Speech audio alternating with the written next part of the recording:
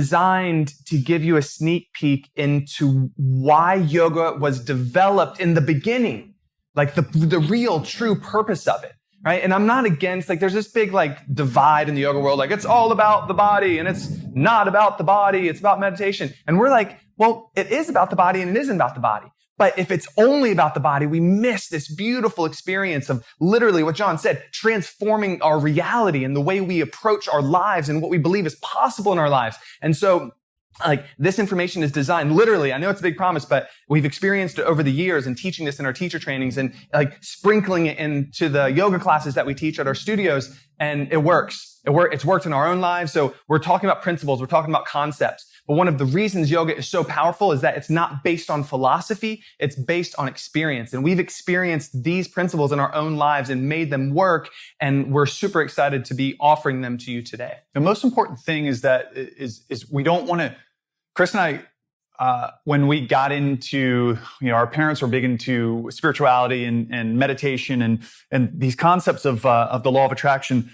And what we noticed mostly from their friends is a lot of woo-woo, right? A lot of these like superficial ideas of like, oh, you just have to put your intention on a piece of wood and throw it in a fire, and the smoke will go into the ether, and the universe will manifest that exact. Some crazy stuff. But this is what we experienced growing up. And none of it was grounded. None of it was practical. None of it seemed like it had any bearing in reality. So what we strive to do and what we've done for our entire life in the learning process is we look for frameworks that lead to success. We look for frameworks that lead to a specific result over and over and over and over and over again. If you apply the framework, you get the result. If you apply the framework, you get the result. This is what we want to teach, not some woo-woo fairy ideas of what could be, but what we've experienced, the framework we have used to create the results. So this is huge, right? What it comes down to, there's a quote by Wayne Dyer. He says, you create your thoughts create your intentions, and your intentions create your reality. You create your thoughts create your intentions create your reality. So the idea is that our thoughts have a direct link to the reality we're experiencing.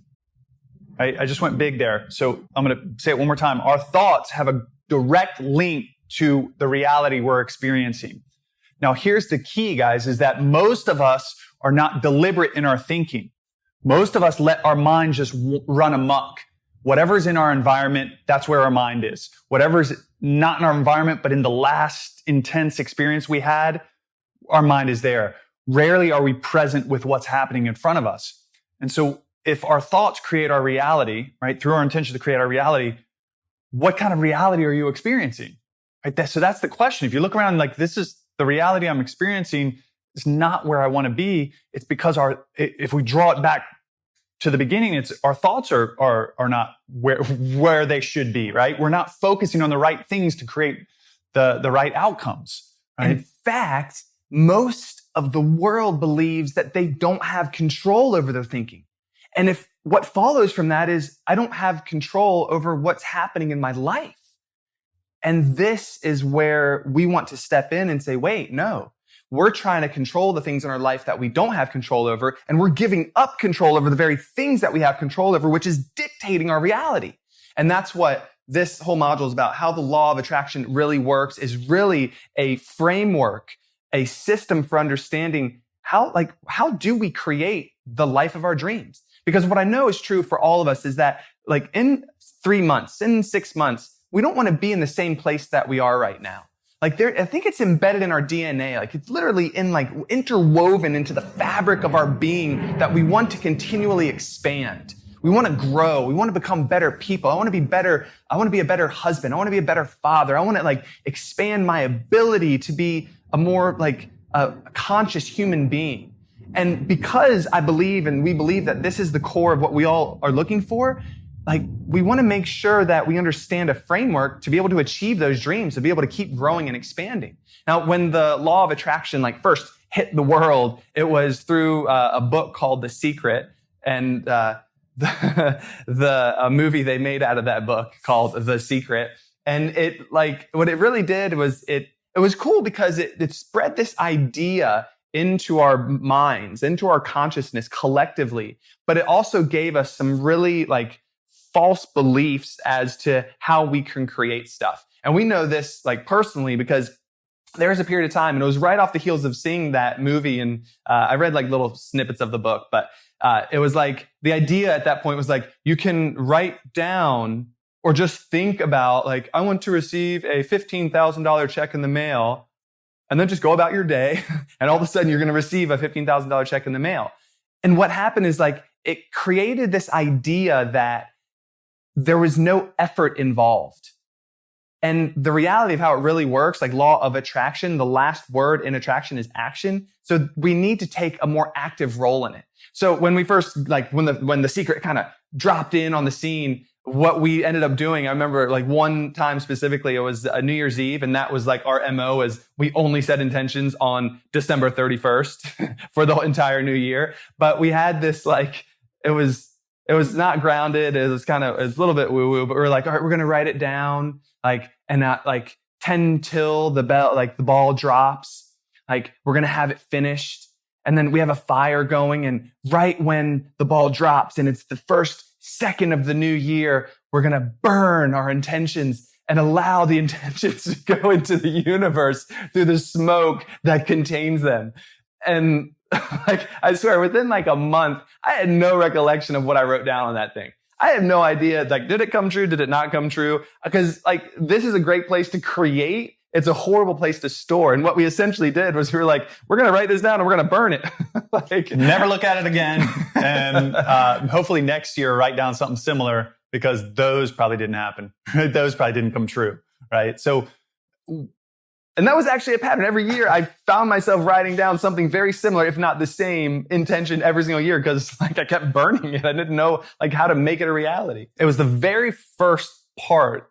So you see that what we're going to describe as kind of an evolution in this process, but it was the first time where we realized that there needs to be some deliberateness in the creation of what I want in my life, albeit very rudimentary, like writing it on paper and burning it, never reading it again. Awesome. Chances of that unfolding were very low. But that was our start, right? That was the start of it. Yeah. So we then like took it to the next level where we wrote it down and we held on to it. Now, what we'll eventually teach is like, that's a good first step, but is not the process you want to continue. This was really fascinating. So the intention that we wrote down was what we wanted to create as a yoga studio, hot house yoga. John wrote them down separately. I wrote them down separately. We had separate intentions, which is another thing. Like if you're creating something together, you should probably meld your minds and get a common vision of what you want to create. But what was interesting is like we wrote them down and then we put them in a drawer and just forgot about them, right? But what was different now is that we wrote them down and we had a clear vision of what it was. We didn't burn them. Like we could revisit them. We didn't revisit them as often as we needed to, but like they were there and they were a reference point.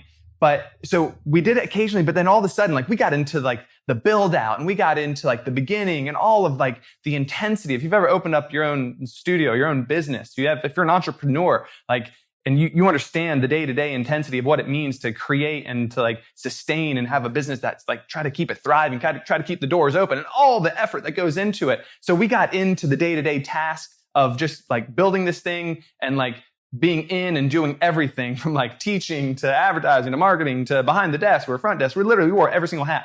And so I think it was about a year into it. Hot House was open. We finally were like out of the negative. We finally got to a point where like we're paying ourselves and we weren't losing money every month. And I think it was John who found our like the intentions in some drawer, and we read them and every single one had come to pass. But the question for us was like, I think we let too much to chance, right? And if we had gotten a better system of like reading them and then actually looking and reviewing them and then measuring our progress, could have we achieved what we were looking to achieve sooner, right? Could have there been a quickening of this manifestation of the creation of what our dream was to own a yoga studio, right? So it was like better than like writing them down and burning them, but not to the level of like how we can really work with this idea of the law of attraction, of how we want to create our lives and be able to do it in a way that's one, I was going to say effortless, and I don't believe in like the effortlessness. There's not a struggle when you're aligned to the vision, which we'll get into, but there's definitely effort involved in creating it. It right? feels effortless, but there's momentum, there's action that's required. So it's not literally just not doing anything, which there are a lot of law of attraction teachings that kind of hint at that you can set your intention, throw it out there, and do nothing and have it happen. But what Chris said is powerful, is that when you're aligned to your intention, when you're aligned to your goal, the goal becomes almost a magnet. It attracts the things that are necessary to fulfill that, with motivation, with movement, with action that we take on our part, right? So when you pray, move your feet, right? So when you're moving towards the direction of your goal, you're actually, there's a process of development. There's a process of creation. There's a process of manifestation that's happening in the actions that you're taking. So which makes sense. The actions that you take in your way to achieving a goal are aligned with your goal, right? Whereas if I have a goal and I don't look at it regularly, my actions that I take are more random to what's going on in life, what's going on to the circumstances in my environment around me, as opposed to being so aligned with a goal that almost every action that I take is moving me in that direction, if that makes sense. Yeah. So next level for us was, like, for me personally, was when I was done dating. I was like, I am finished. I want to find the woman of my dreams. And so I got really clear and I wrote down, what do I want her to look like physically? How do I want her to be mentally, emotionally, spiritually? And those are the 4 categories. And I got really clear and I wrote it down super detailed. This is the type of person that I'm looking for to come into my life. And then every morning when I would meditate, I would review exactly what I wrote down. And then in my meditation, I spent a portion at the end of what we call visualizing. And we'll get into this whole process later, of what it would be like, what it would feel like if she were already in my life. Like, to try to experience like just a day in the life of us being together. And the power of that was like, it's remarkable because, and we'll talk about it, there's a quickening when you know how you want to feel, and then you deliberately create that feeling. You're starting to magnetize yourself to attract whatever that is into your life. And it happened, like the quickening of it's just remarkable. It like literally floored me when we met, when I asked her out. And like, it was funny because like I asked her out, but then she was moving out of town. And so we had a long distance relationship for 4 months. And then she moved back into town and we moved in together, and the rest is history. We have 2 girls. We have a beautiful life together and it's awesome. But I use what we're about to teach you, this law of attraction, this idea, but the grounded level of it, right? Not this airy fairy, write something down and hope it happens, but like, get clear and then start moving your feet, taking steps to get there. And we've just experienced it. John could tell you 3, 4, 5 stories about what he's created in his life using this same process. My wife, the house we're living in, the work that we have, the other businesses that we're creating, again and again and again and again. Now, the question is, for a lot of us, is when you find yourself in a place and you're like, well, how did I get here? Right? So if we pull back all the way and get to the healthy questioning of, am I happy with what's going on in my life right now? Am I happy with all the details and what's happening? And if we're not, it's probably, it's almost definitely related to a misalignment to how we're living and what's most important to us, right? Are the ideas of what is it that I love so much? What's most valuable to me? And then how am I actually living my life? Yes. Thanks so much for listening to Yoga Entrepreneur Secrets. Do you have a question that you'd like us to answer raw and uncut on the podcast? If you want your questions answered, all you need to do is head over to Apple Podcasts and do 3 simple things. 1, rate and review, telling us what you think of the podcast. 2, in that review, ask anything you want related to yoga. And 3, if you want a shout out, leave your Instagram handle or name. And that's it. Then listen in to hear your question answered live, raw, and uncut. Join us next time on Yoga Entrepreneur Secrets Podcast. Thanks.